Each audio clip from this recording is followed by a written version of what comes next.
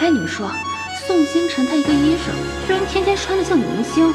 就是，医院绩效要求这么严，就他每个季度都挂最后一个。要我们院所有人都这样，大家都不要赚钱，一起喝西北风吧。他就是仗着长得好看，估计提主治也是靠脸上位吧。懂的都懂。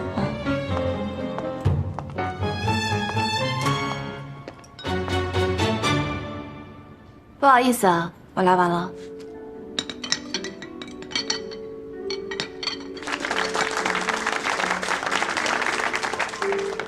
恭喜星辰，今天啊是庆祝你提升主治的好日子。来，让我们一起祝贺星辰。主任平时这么照顾你，是不是应该和主任喝一杯？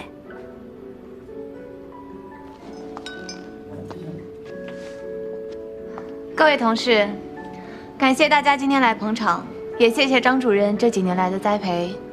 我敬大家一杯。让我们一起举杯，恭祝星辰提升主治。来，干杯！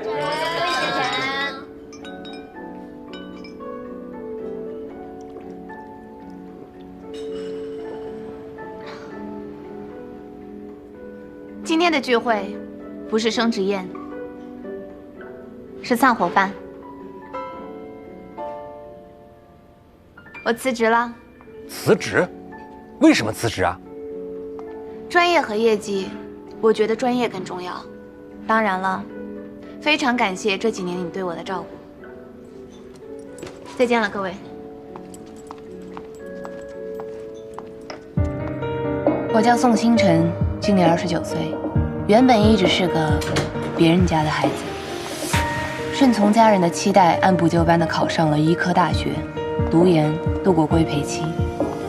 在导师的引荐下，进入一家私立医院上岗。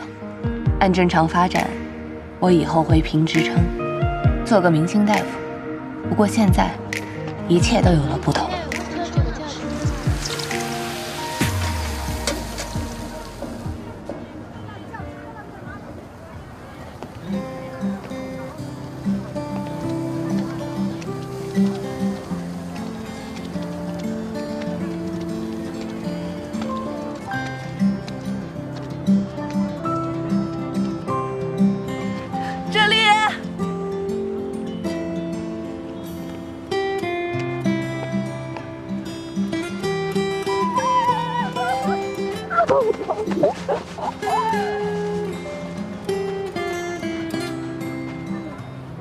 也真想好了？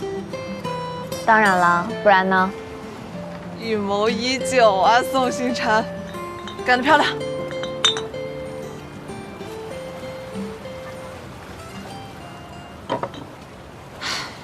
当然也没那么简单了，我也是下了很久的决心的。不过这样也好，反正啊，我是早就看不下去了。你为了上手术，不仅要搞学术，还要3天2头值班去照顾病人，2天2夜没合眼这种事儿，你干的还少吗？医生都是这样的，这没什么好抱怨的。不过，我毕业后就进了这家医院，多少还是有些感情的。但人要往高处走，我还是得去进修。反正你现在也在准备进修，不如你跟我一块创业得了。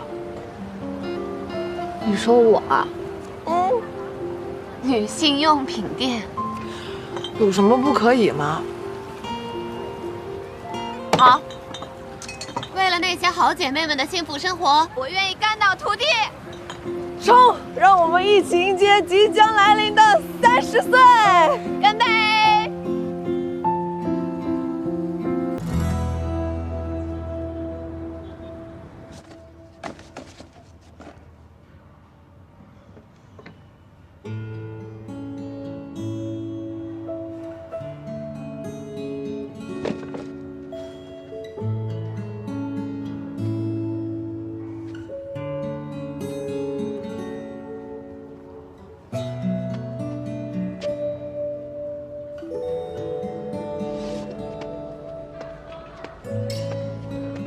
超声上看呢没什么问题，不过孩子在肚子里啊，1天1个样，检查也不能天天做，对吧？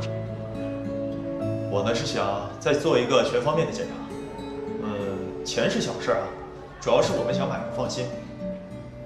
我们医院上个月刚更新了设备，我觉得特别适合像你们这样的家庭。这宋星辰真不想混了。就是，我们科室的绩效谁不清楚？就他装清高，这不愿意那不愿意，指标每个季度都挂最后一个。就他这个装，真能装。指标我确实不如你们，我只是专业还可以。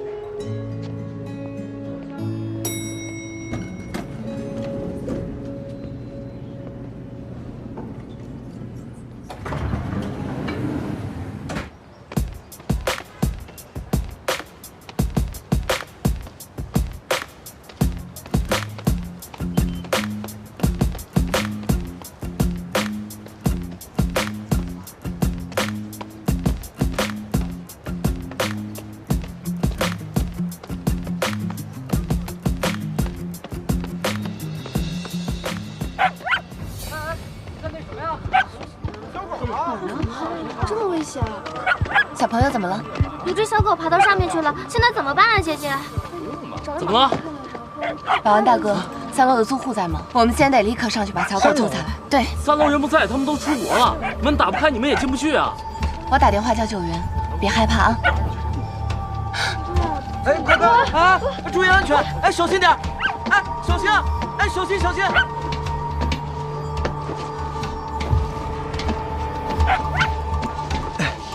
小心啊！小心啊！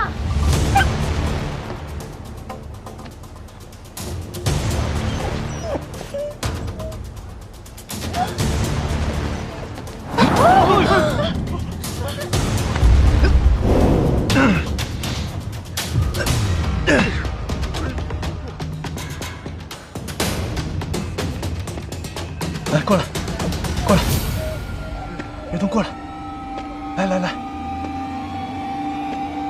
来吧，哎，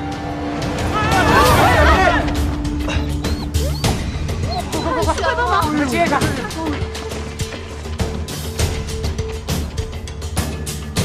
接着。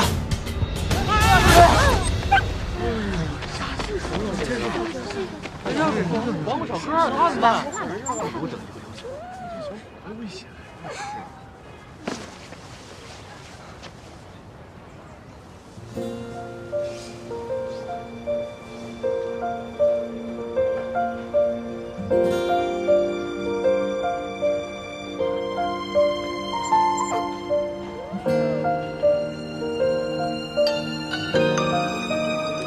喂，怎么了？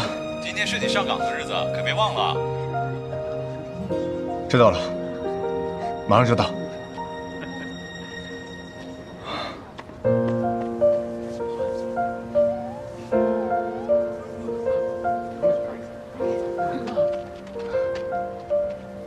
来，抱着他，他没什么事啊，只是他的前小腿有点扭伤，回去好好照顾他。以后注意了，不要把小狗放在危险的地方。知道了，谢谢姐姐。谢谢姐姐。嗯。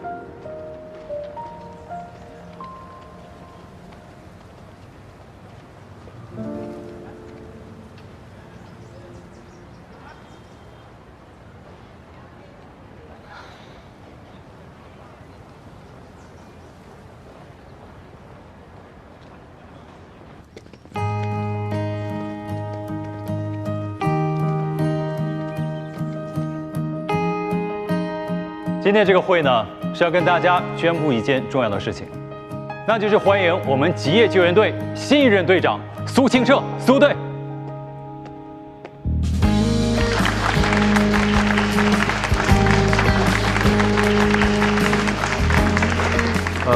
大家好，苏清澈。先给大家介绍一下苏队。苏队毕业于联合国际安全学院，该学院是全世界范围内反恐安全领域最权威的机构，而且苏队曾在国际救援任职，并在鹿儿堡反恐学校担任教官。大家都知道，咱们极业啊是一支纯公益的队伍，没有工资，但是呢，作为政府应急体系的辅助力量，我们要深入到灾难的现场。那这一次呢，我接任队长，其实跟你们这个陆队也没什么不一样的。就是希望将咱们这一股来自民间的救援力量，让它变得更加的壮大，帮助更多的人打响属于咱们吉业的这个救援品牌。谢谢苏队。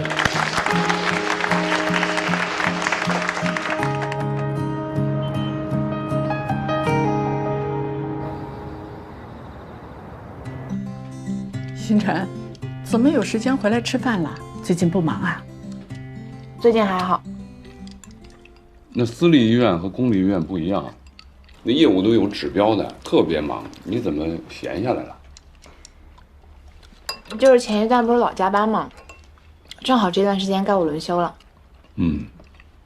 前段时间我们几个老朋友聚会，还真别说，有人认识他们科室的张主任。他人怎么样？挺好的。好，要不要这么着吧？咱们哪天约张主任吃个饭？爸，我工作的事情你们能不能别瞎掺和了？好，好，好，工作的事情我们不掺和，但别的事情你得让我们省省心。我们给你约了一个相亲对象。相亲我不去，你们知道我喜欢什么类型吗？还什么型？我喜欢帅的。那帅的能当饭吃吗？我说的是那种。算了，说了你们也不懂。这个资料我都看过了，这小伙子条件不错，你看看，多好啊！不去是不是？那好，约张主任吧，好好聊聊事业上的事儿。那我现在就约。我去。那我可要多吃点，省得明天倒胃口。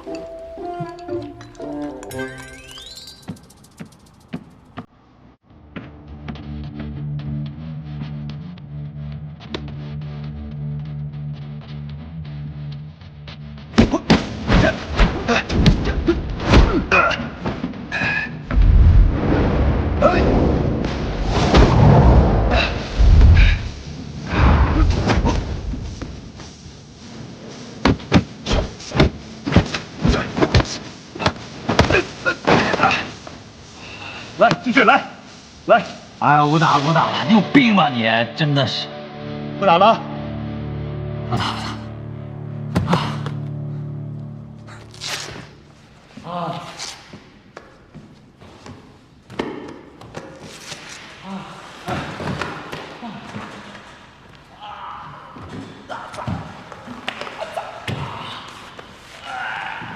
至于吗？至于吗？有你这么打兄弟的吗你？谁叫你自己不练退步了？哎，这消防器材不够啊，消防半年年检一次，知道吗？哎呀，我说大哥，哎呀，咱们只是公益组织，哪有钱去弄那些啊？是钱的问题吗？安全意识问题啊！行，大哥，你今天刚上任就叨叨我，你机器人吗？啊？你说你成天练我，你有什么用啊？今天晚上你回去好好选身帅气的衣服，明天啊，你准备相亲吧。哎，你小子怎么知道啊？哈，那个老爷子啊，比较担心你，关心你。你看，就你这么个孙子，你老不着家，他当然想找一个女人给你拴在家里。哎，老爷子不知道拿什么收买的。你这么说就不好听了，你怎么这么说老爷子呢？人家根本没有收买我。不管怎么样啊，你那个简历，老爷子已经让我发给媒人了，把你的身家呀、你最帅的照片，还有你的家庭住址写得非常清楚。最重要的，这份简历是我写的，你自求多福吧你。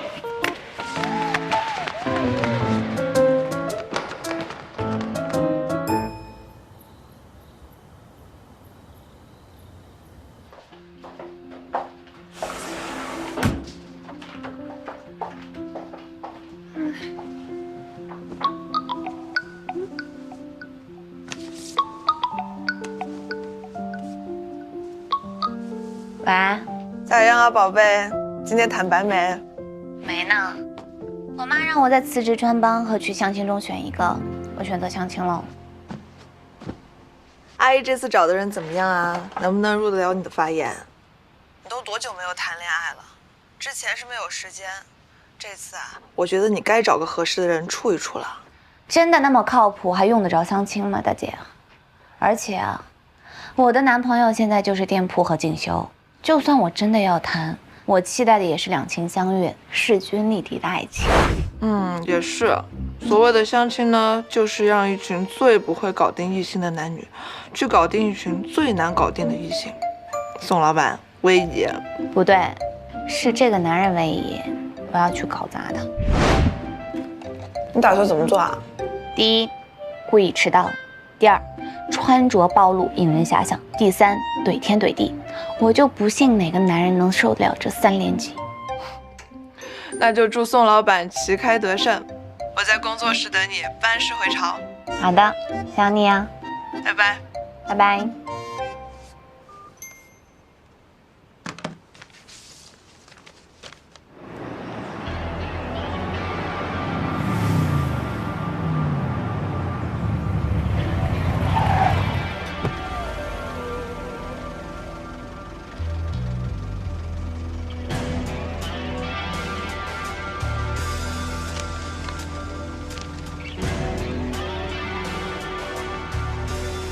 我今天故意穿成这样，应该可以吓跑他。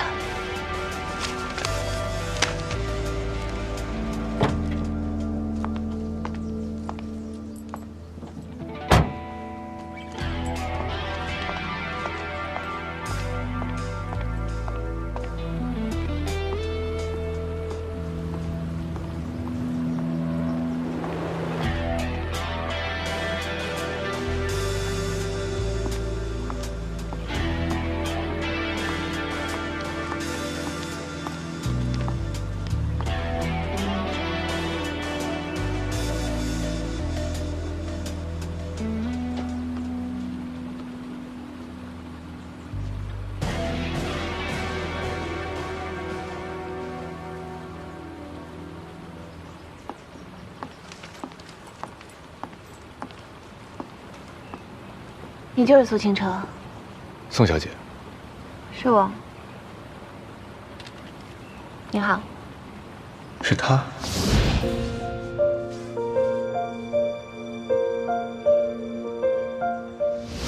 坐吧。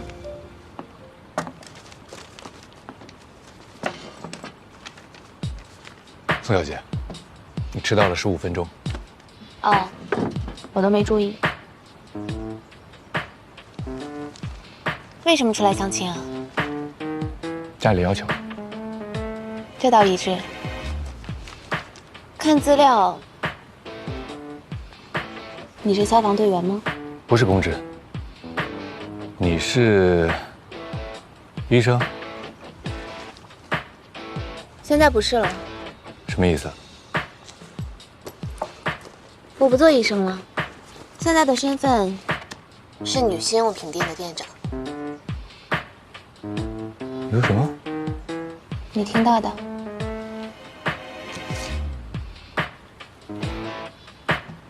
那你应该及时更新信息才是啊。我看您的信息也不够真实呀。联合国际安全学院，反恐学校教官，你难道是 CSI 好者？宋小姐，你是在质疑我的专业吗？估计也就不经世事的小姑娘会相信你这套人设吧。熬得不错，有3分项。宋小姐要求挺高。行了，赶紧走流程吧。如果不介意的话，报一下身高、体重、工资、存款、家庭关系。先生，这么看人是不是有点不礼貌了？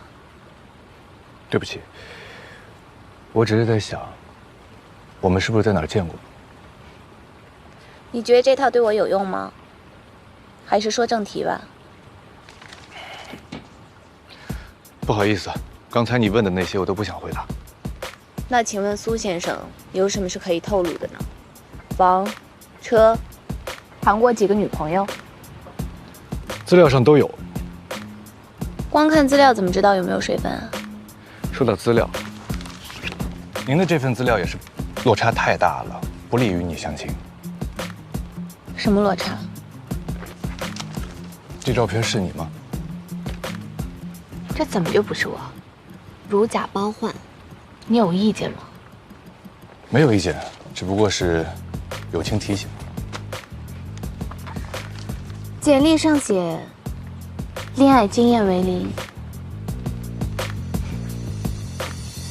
你从小单身啊？哦，什么纯情人设？看样子宋小姐对我的资料评价很高啊。那倒不是，只是觉得您偷鸡不成蚀把米，情商不太高。宋小姐真会说话，牙尖嘴利的。苏先生也不遑多让。性格温顺，清纯可人，贤妻良母。事业有成，儒雅绅士，长相周正，不靠谱。既然这样的话，那我也就不奉陪了。苏先生，抓紧赶下一场吧。下一场？什么下一场？你还有下一场？你是真不知道还是装傻？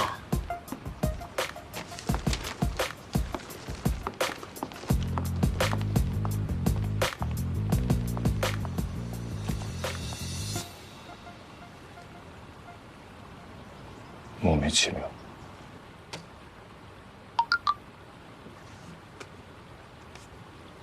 我要吃榴莲。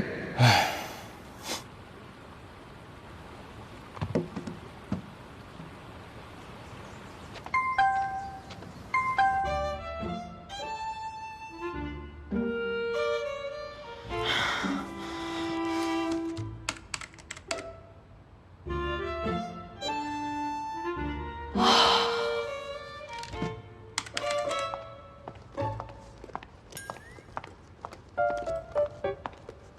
回来啦！你回来了？你那个相亲对象怎么样啊？长得还行吧，但总共见了10几分钟，从头怼到尾。那他怼赢了吗？当然输了，但是我的目的也达到了。我就是要怼得他知难而退，不敢有后续。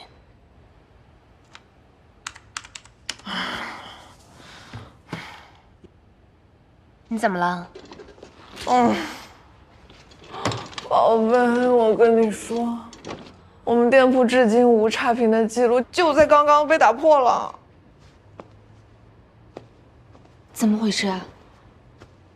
就是今天下午有个顾客给他送货的时候，那个送货的送晚了半个小时，而且还少给他发了赠品。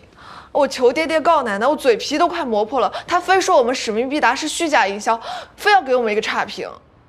这就和美女脸上长了个痦子一样。我们还有什么挽救的办法吗？我们之前的赠品都已经发完了，我问他可不可以给他别的赠品，他非不，他就要之前那个，还说如果我们不给他之前那个赠品，他还要追加一个投诉。行，我知道了，我现在马上去超市发给他，你赶紧跟他说，今天我们补发3倍的赠品，让他务必取消差评。哎，等一下，超市多贵啊，这不是亏本生意吗？宝贝儿，好的开始是成功的一半，我们不能死在起跑线上。我走了。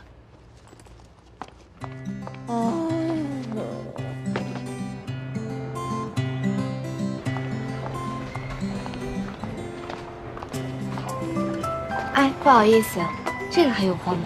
哦，你去那边看看吧。好，谢谢。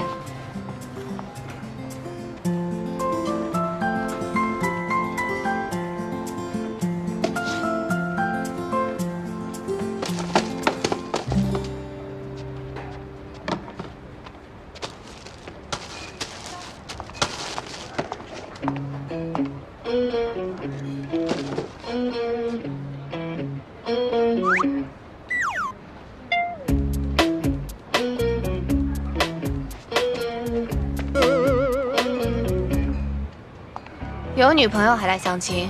那个什么什么安全学院不进行道德教育，联合国际安全学院都差不多。哦，一个小建议，这个比较好用。他不是双胞胎吧？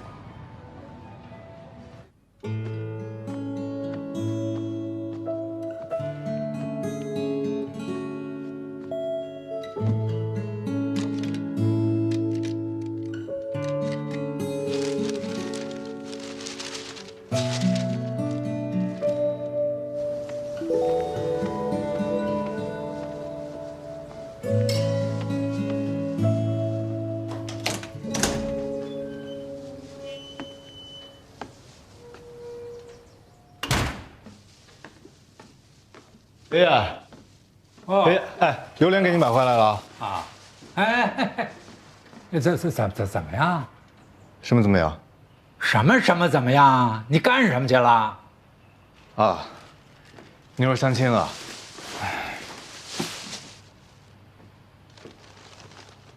不合适。哎，怎么就不合适了呢？是真人和照片差距太大，长得不好看，还是个头高还不合适啊？跟那些没关系。哦，那就是性格不合适了。哎，你是不是惜字如金啊？搞得县城很尴尬，把人家给吓跑了？我没有。什么没有啊？肯定有。哎，你说你一个血气方刚的大小伙子，在这方面怎么就不开窍呢？成天就和大老爷们在一块混，那能混出什么名堂来？我这不是回来了吗？不是回国了吗？回来呀，哪儿也别去了，就在救援队好好干，和陆群呢好好学习学习，看看人家是怎么和女孩子相处的，在这方面他讲样。不，爷爷您在开玩笑吧？陆群那小子找女朋友他都不挑，难道找女朋友不应该找一个三观跟自己相符的吗？哎呦，行了，你到现在这么大岁数，你还没谈过恋爱呢，还三观呢？行，别拿这搪塞我。我还是觉得啊，先立业后成家挺好的。又来了，什么叫先立业后成家，还是先成家后立业呀？那都是胡说八道。人到哪个阶段就得干哪个阶段的事儿。那你中学时你谈恋爱，那就是早恋。你说你这么大岁数，到现在连女朋友都没有，哎，你就是有毛病。哎，我这跟你说正经事儿呢，你当耳旁风啊？起来，站起来。不是这么大了还要军事化管理吗？我的话不管用是不是啊？管用。说，到底是怎么回事？报告，我确实有试着去好好的相处，可是我们俩之间工作领域相跨太大了，我觉得以后也不可能会有什么共同语言。不是听介绍人说，他是医科大学毕业的，有相应的工作。你呢是在救援队，哎，一个救死，一个负伤，这不是挺搭配的吗？怎么不合适呢？人家亲口告诉我了，现在已经不当医生了，现在是卖女性内衣的。哎呀，女性内衣，开女性用品店的？是。哦，那，不是这个女孩子，你说她好好的医生她不当，那你开宠物店也行啊，给小猫小狗看看病，这也对口啊。对呀。行了，这事儿就算了啊，不合适咱就不合适了啊。对了，我呢，过2天我去看看老战友啊，可能几天不回来了啊。今天晚上咱们爷儿俩喝点儿，行啊，我再炒俩菜。好嘞，来，哎，走着。没看上就没看上，什么叫我女儿作风有问题？那谁让你女儿要看那种店呢？说出去羞死人了呀！你看人家年轻有为，你姑娘都快30了，再嫁不出去都快过期了，你知道吗？赶紧去找个清清白白的事情做呀！你把话给我说清楚，我女儿做什么见不得人的事儿了？我都不好意思说呀！你是怎么教育闺女的？你再这样啊，我都不敢给你介绍人了。给我，麻烦你转告苏清澈，在诋毁别人有问题之前，请先审视自己的德行有没有问题。有女朋友还出来相亲，耍流氓是吧？还歧视我的职业，衣冠禽兽，臭不要脸！说我过期，那他是什么？没人要的老白菜啊！哎，闺女啊，你说那相亲对象他有女朋友？妈，咱有钱以后多买点护肤品好不好？这相亲网站的冤枉钱以后能别花了吗？还有我那照片，你能不能别把我18岁的照片拿出去了？哎呀，好看！停！我总觉得哪儿不对劲儿。他说你的工作不清不白，这到底是什么意思？对呀，什么意思？你说清楚。我辞职了。什么？啊？怪不得我要约你们领导，你不同意，合着你早就辞职了。你辞职了？那你说你现在在干什么？我和小李一起开店。开的什么店？卖女性用品。什么？苏星辰，你也太过分了吧！你帮朋友你也得有个限度吧？你可以给他投资，可是你怎么能把那么好的工作给辞掉了呢？你这叫异想天开，没有遭过社会的毒打。哎，老头子，快，你赶紧找你个老同事，让他回去上班吧，回去上班。不是，我做点小生意赚钱怎么了？而且我现在只是帮小李开店，等他度过这一段，我还是要继续深造的。做小生意，好好的医生不做，搞歪门邪道。哎呀，我是你的妈妈，我都说不出口，说出去太丢人了。爸，来，领导，冷静。孩子呢，他有他的人生规划，这很自然。咱们先支持他。闺女，你先去忙，记住常回家，爸爸给你煲汤喝。谢谢爸。哎，宋星辰，你给我回来！我让你。我是真的喜欢你，能不能给我一个机会？谢谢你，但是我不能接受你的爱。为什么？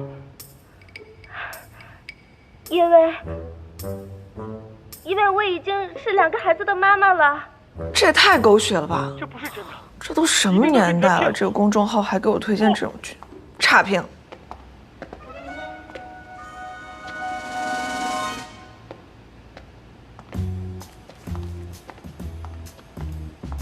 这么快就来了？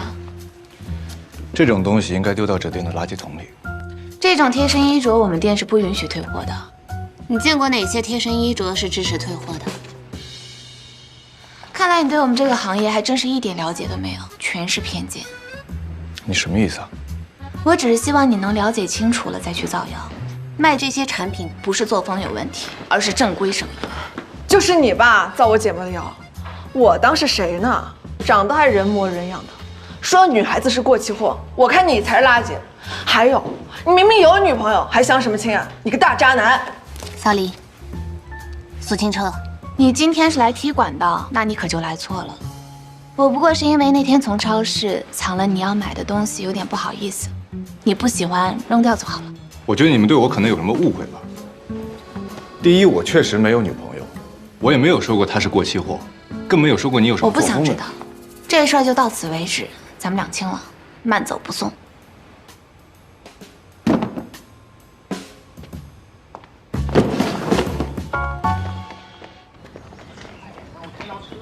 早，苏队长。是的。跑步去了？啊，今天我跟小金值班，我们刚跑完3公里。行了，赶紧休息休息吧。行，走。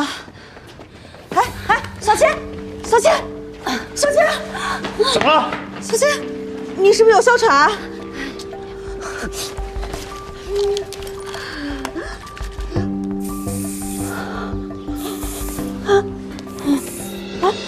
喂，你好，我在海城市应急综合大楼，现在有一个突发性的哮喘病人啊。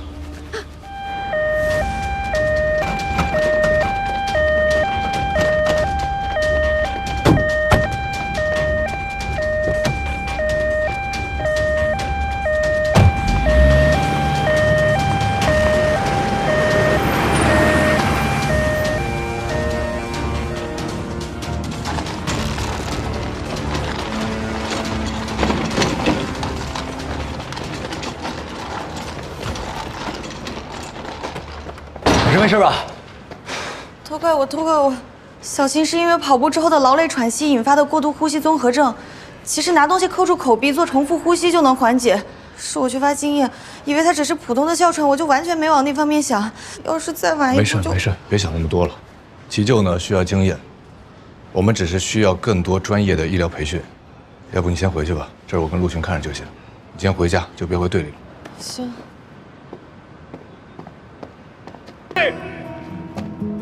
救援队的宗旨是在面对灾难的时候，拯救更多的生命。只有严格的训练，才能保证你们在面临危险的时候，保护好自己，保护好被你们救援的人。这一次的训练课程有体能、绳索、急救以及无线电通讯。不要以为我们救援队是个公益组织，就可以来玩票。通过这一次的训练营的考核，只是你们成为正式救援队员的第一步。是的，规章制度已经发给各位了，各位现在是志愿者，通过我们的考核就可以成为正式队员，就可以接受有保障任务了。各位有没有信心？有。在正式的训练开始前，简单的先做一个热身。高抬腿100个，立正，预备，开始。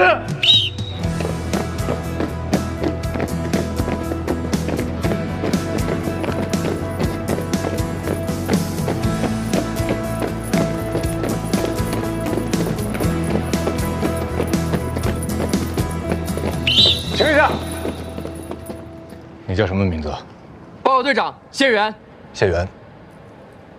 训练的时候这些东西不能带。为什么？在进行高强度训练的时候，佩戴不必要的饰品，可能会造成什么样的伤害，你知道吗？不知道。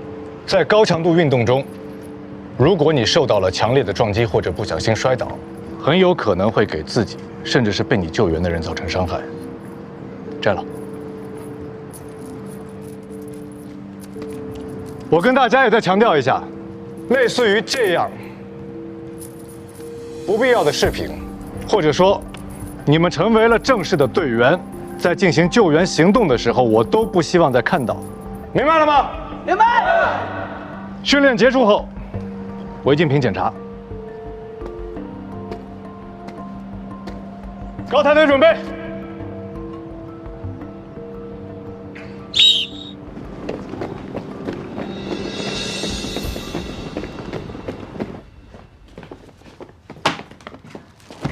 两位姐姐好，零食给，谢谢。我叫刘新宇，1学期大2在读。两位姐姐怎么称呼呀？我叫周依然，我是做空乘的。这气质，这大长腿，一看就是。姐姐你来，我是医生宋星辰。前辈啊，请多指教。封闭训练期间，所有违禁用品都要全部上交，统一保管。请大家积极配合。封闭训练期间，所有违禁用品都要全部上交，统一保管。请大家积极配合。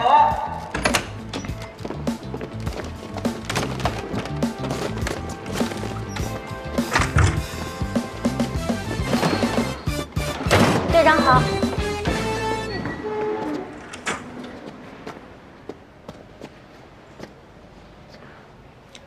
宋小姐。好久不见。哟，是苏先生，都没认出来。怎么，女性内衣不好卖，要回来继续当医者？托您的福，小店生意兴隆。就这么点儿？是啊，来训练的又不是来郊游的，难不成要亲自上我房间检查？那倒不用。但是我要重申一下，在训练期间必须遵守救援队的规则，不得使用违禁品。苏队长，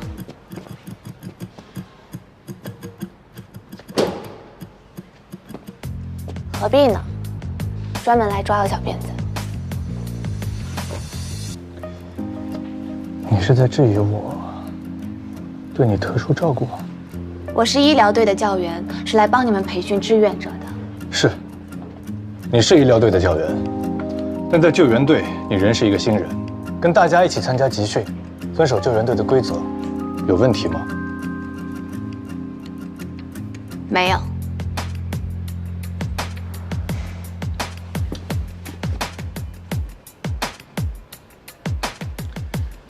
训练结束之后，会将这些东西原封不动地还给大家。在这期间，我希望不要因为有人偷偷地使用了违禁品而引发一些不必要的麻烦。谢谢大家配合。什么？这么严格？苏队长说了，一切高标准，严要求。那估计后几天你也没时间管我了。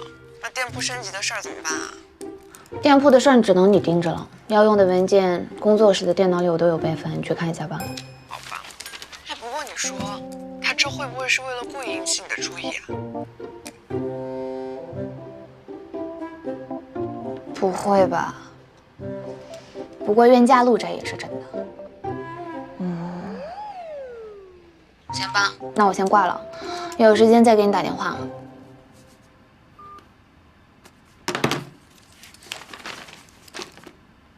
下，起，下，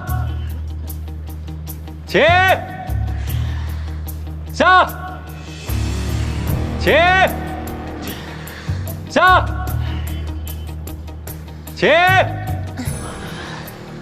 他一直让我们抱着木头，到底在干嘛？一点也不懂得怜香惜玉。起，停！有问题吗？大家都是自愿来的，所以如果你们不想训练的话，我也不会说什么。但是既然来了这儿，就要服从这儿的规定，服从这儿的安排，明白吗？明白，明白。所有人再加30个。下。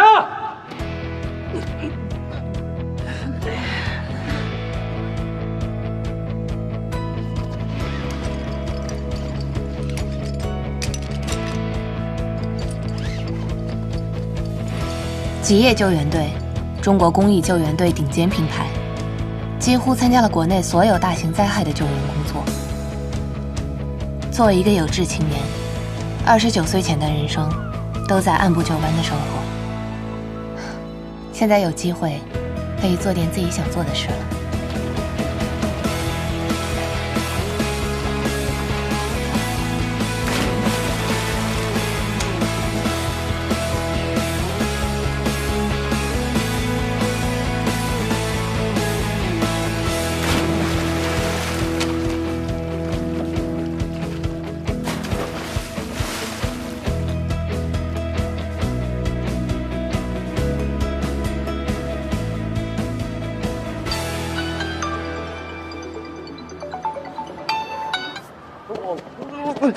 那个，清晨姐，你要不要和我们一起吃饭？不用了，你看我减肥。走了走了，好吧，你就这点好。哎，你对他挺不一样的。为何？你这不明知故问吗？要换了别的女孩，你恨不得把人推去10米远。你想多了。你就是当局者迷，你知道吗？回想你整个青春，在你那个学校那个破庙里边，你除了教官以外，你跟一个女的说话超过3句过吗？哦，对了，还有那个小邻居高欣怡不算啊。哎，不过话说回来，我看着怎么有点眼熟啊？大家闺秀，温柔端庄的一学期高材生熟吗？难不成他真是过来结束你单身时光呢？哎呀，哎，我碰我头发。哎，不过话说回来啊，他老对你那么凶干嘛呢？你俩怎么着了？我也好奇他到底是个什么样的人。哎，玉竹姐，我听说这个苏队长是陆队花了大力气请来的，听说还是高干子弟呢，是不是真的呀？差不多吧。那这个苏队长他有没有女朋友啊？好像没有哎。他是不是有毛病啊？你天天想些什么呢？没大没小的。你看他每次训练的时候，跟每个女生都保持那么老远的安全距离，非常可疑。而且我那天已经去试过了，他完全不近女色的，好吧？啊？你怎么试的？我半夜去敲他的房门，结果老半天连面都没见。嗨，早说呀，原来是姐妹啊。苏队突击检查本机用品。214的出来。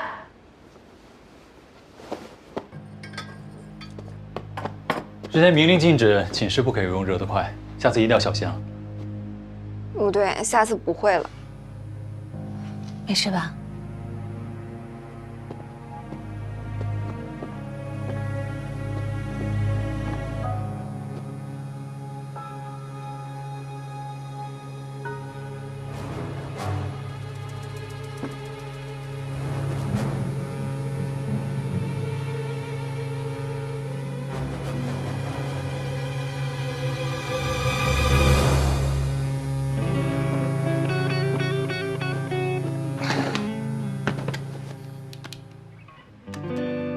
苏队长，行了，别说了，带这个去我办公室。视训练为无物，医疗顾问在训练的时候不忘带货。我都说了这是自己用的，我没想卖货，有问题吗？这哪里有问题？你能不能别过来？你到底想干嘛？看我不爽就直说。你难道不觉得自己有问题吗？我有什么问题？唯一的问题就是你孤陋寡闻。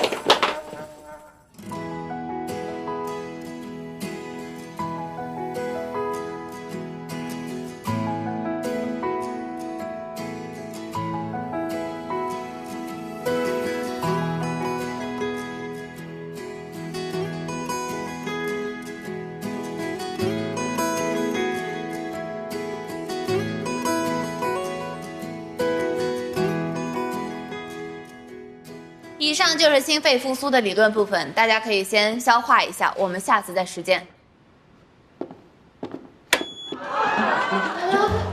大家安静一下，应该是跳闸了。我去看一下。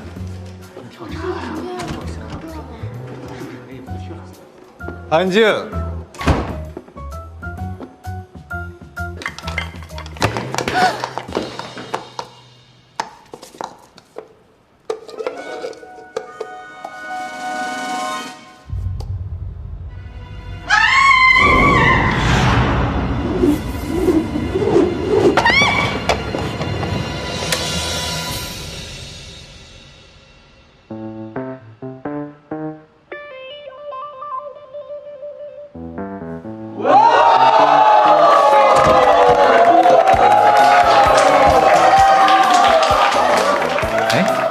我错过了什么吗？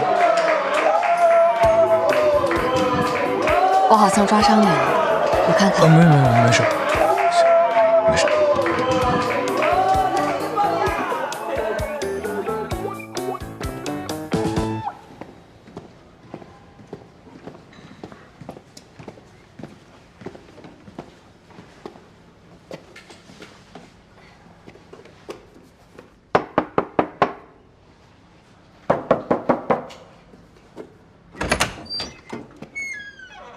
这么晚了，什么事儿？慰问一下苏队长的伤。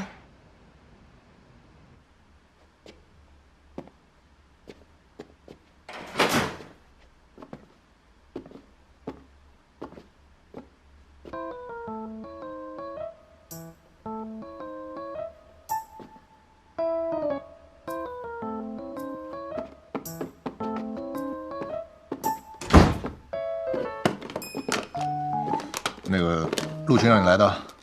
当然是我自己要来的，小心感染，伤口还是要处理一下的。啊，没事，不碍事。快坐吧。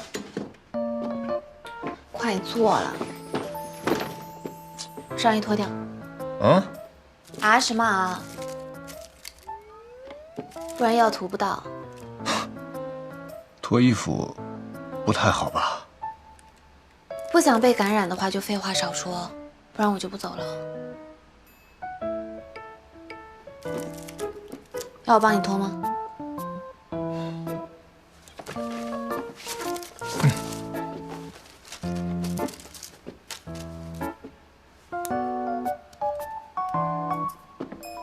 我自己来吧，还是？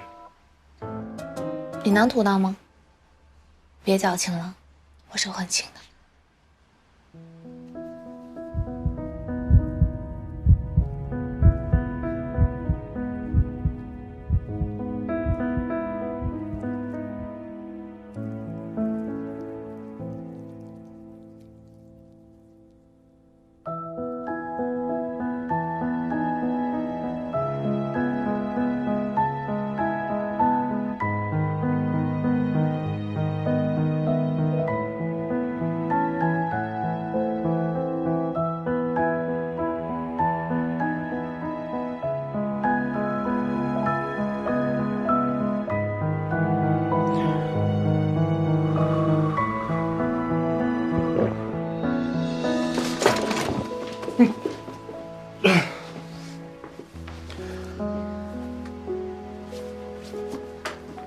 你的伤都是因为我造成的，给你添麻烦了，不好意思。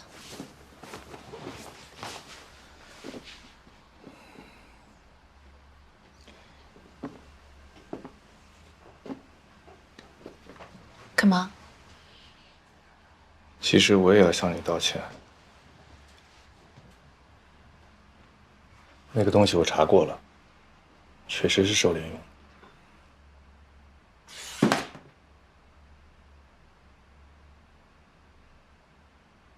对不起，之前对你有偏见。不过我还是要跟你说，这个东西从科学的角度上来说，就是交智商税。知道暗示心理学的安慰剂效应，脑中的神经化学事件、电流事件以及下游效应产生的结果，就算它是安慰剂也一样有效。这和智商税是有区别的。做什么？你指甲留太长了，这样容易伤到自己的甲床。你疯了吧？我做医生这几年就没有做过指甲，我好不容易做一次，你有没有人性啊？我不是故意要挠伤你的，你是不是公报私仇？你这么留着指甲，你别过来不止容易伤到自己，你别过来，还很容易伤到别人的。你放开我！你别动，你别动，很快就剪完了。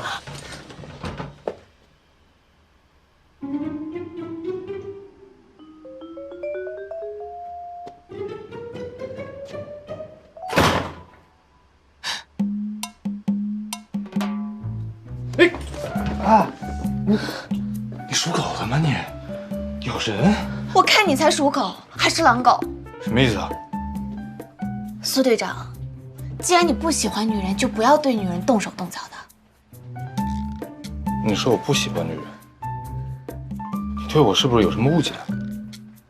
是吗？那你证明给我看啊！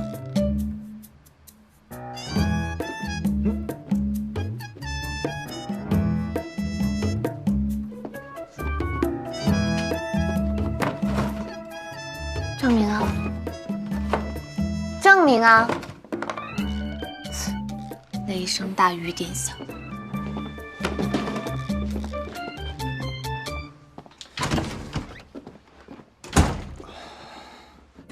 天啊，他们做个美甲也要管？我可不想落下画笔。不过，好像也对，就算是视频，在训练中都是很危险，更何况我还把他划伤了。可他们一开始也没有说这个要求。那是因为苏队长，他根本就不知道，在这个世界上，所有女孩子都是喜欢做指甲的。对。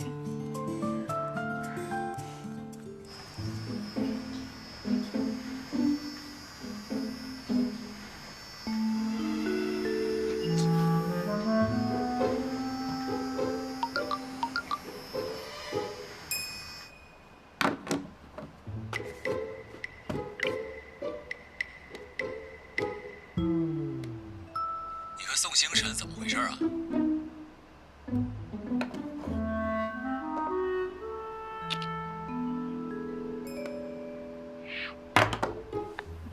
胡泉，你知道这是什么吗？你都开始用美容仪了，有必要这么卷吗？这小子怎么知道？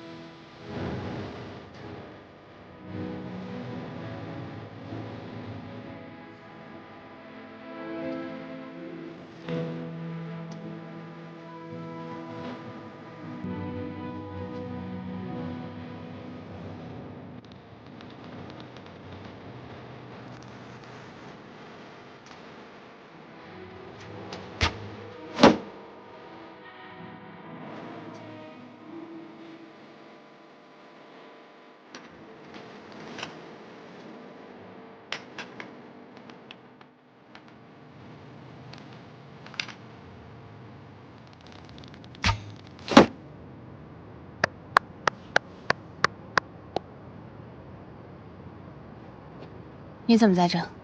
这个点儿应该已经熄灯休息了吧？你不是也没休息吗？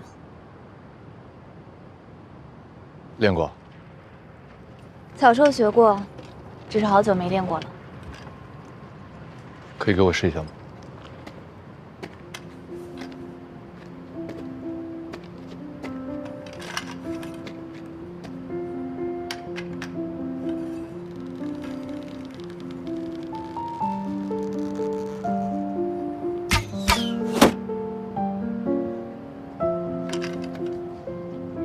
不错呀。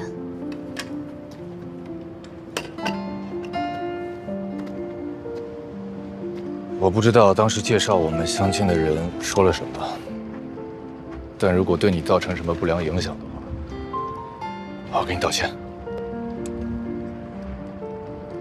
认识你这么多天，你看着也不像是个碎嘴的人。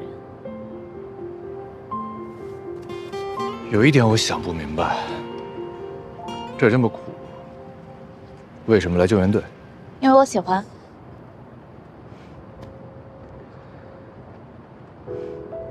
因为之前想做没机会，所以现在不想再违背自己的内心了。怎么说？就像射箭，我小时候非常喜欢，但后来因为工作的原因，怕伤了拿手术刀的手，所以没有再碰过了。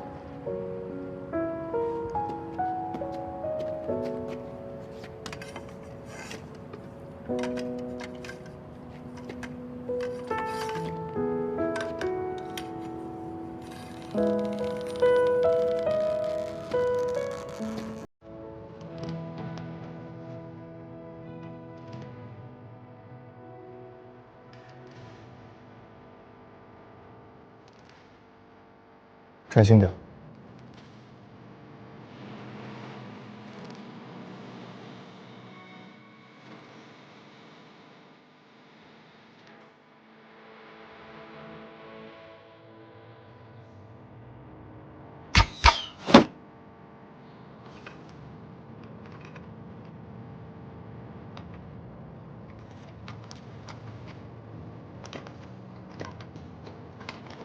这把弓对你来说稍微有些重，下次换把轻点。好。明天还要训练，早点休息。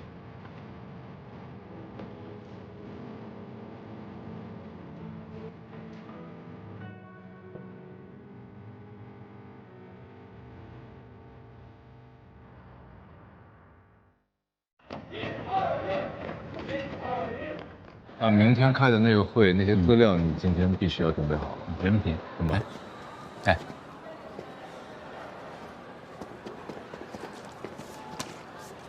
你们俩昨天晚上发生什么事儿了？管那么多干嘛呀？就帮我擦个药。估计啊，不用请。我感觉啊，你春天要来。行了，你别胡说八道了，行吗？你这2天就是有点反常。你这种万年职业病，跟人刻意保持距离，你跟他倒是挺亲近的。管好你自己的手无聊。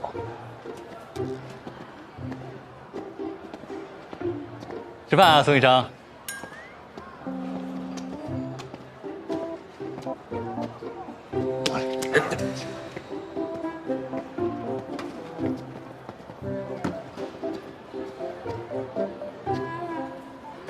苏队长这是在体察民情。吃太少了，今天你主场，多吃点。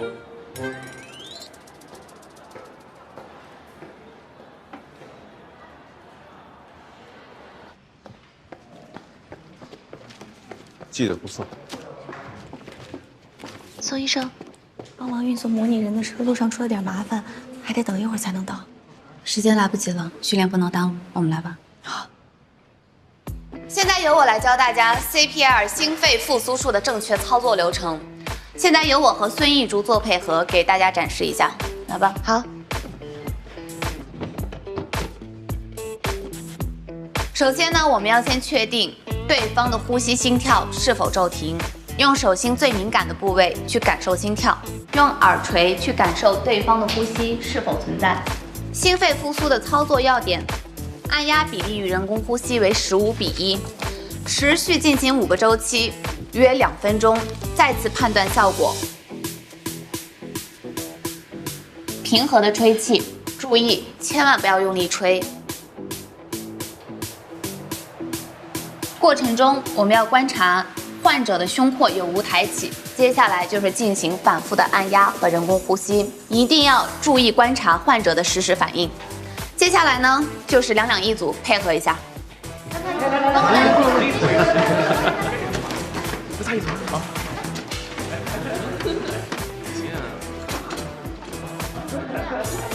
谢元，没有人吗？我没有。那你和我一组吧。好啊。不合适，不合适，不合适。苏队长，我们现在要做人工呼吸训练，需要两两配合。啊，我知道。要不你来吧？我来。我们俩不好吧？不是我们俩，是你和谢元。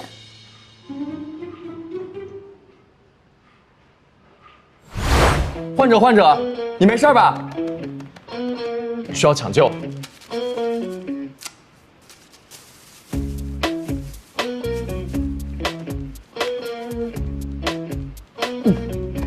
手臂不能弯曲，要用力，15比1。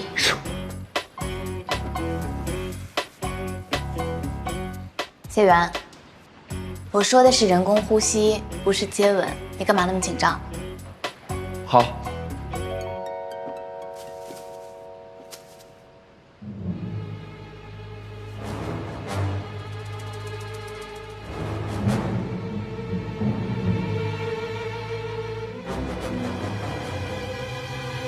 模拟人到了，来，队长你。队员，假人来了，你跟假人练。好，你们接着练。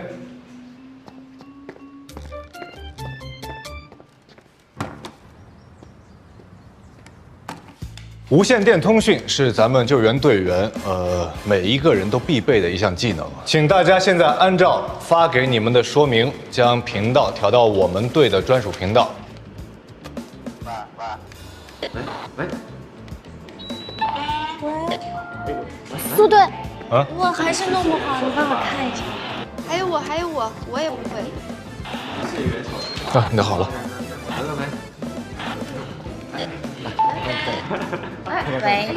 喂，你这调哪儿去了？你要跟外星人通话吗？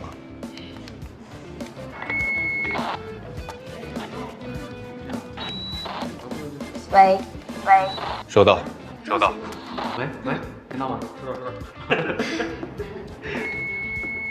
大家不用着急啊，现在没有调好也没有关系。今天回去之后，按照之前发的说明，熟悉一下对讲机的调频，还有故障的检修。明天测验。